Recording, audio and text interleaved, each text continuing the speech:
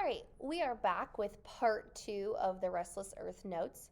Last time we had previously talked about the 3 different boundaries or the ways in which the tectonic plates interact with each other. We talked about convergent, divergent, and transform boundaries.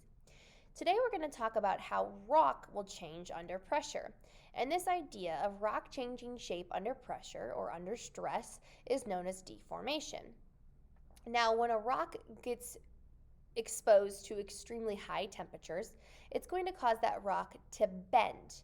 I want you to think about people who bend metal.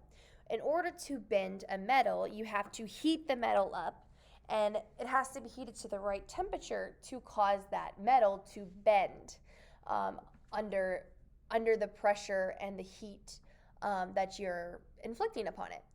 I guess in a different way, contrary, under low temperatures, you have rocks that will break. Think about an icicle outside. If you smash an icicle up against a desk, it's going to break. It's extremely cold, it makes it brittle and easily breakable. So when rocks break under low temperatures, it's known as a fault. When rocks bend under high temperatures, it's known as a fold. And these are both ways in which a rock will deform or change shape. Let's talk about folds first. So folds occur when a rock is under a high temperature. There are 2 types of folds. There's the anticline, which is going to give you that arch in the rock, and there's the syncline, which gives you that bowl shape.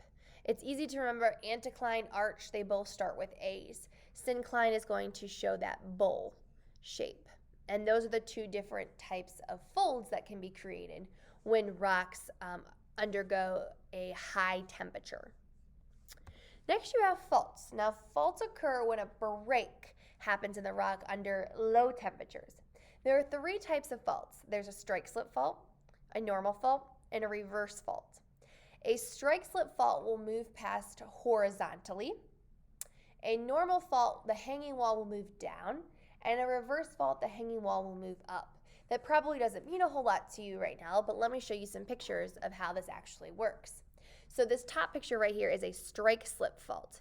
And the strike-slip fault, you can see the arrows here that moves side to side or horizontally past each other. This area in between where they rub against each other is known as the fault plane. And each of these side blocks are known as the fault block. In a normal fault, the hanging wall will move down.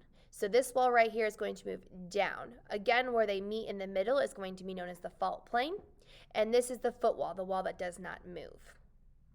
And they're going to move out a little bit in order for that hanging wall to move down. It will move out and down. That's why the arrows point out. A reverse fault is when the hanging wall moves up and the footwall stays still. And here's where they're going to push together. Notice the arrows here are inward. Again, where they meet in the middle is known as that fault plane. This is the footwall. It does not move. The hanging wall will move up in a reverse fault. So it's the reverse of the normal fault. Normal fault, it moves down. Reverse, it moves up. Strike-slip fault, it's just going to move side to side. So those are your 3 types of rock breaks. Again, a rock will break when it's under intense stress in a cold temperature, and the tectonic plates cause that stress to make those rocks bend or break. Next, we have volcanoes. Volcanoes is something you've been taught since up to 1st grade.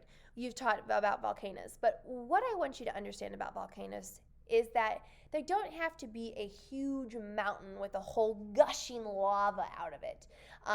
That's not every volcano. Some volcanoes are active, which mean that they do release lava.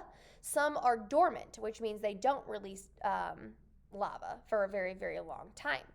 So, and also volcanoes don't have to be a huge mountain. They can be simply a hole in the floor where ash and gas and melted rock can come out of the ground. So it doesn't have to be a gigantic mountain that you see for a volcano.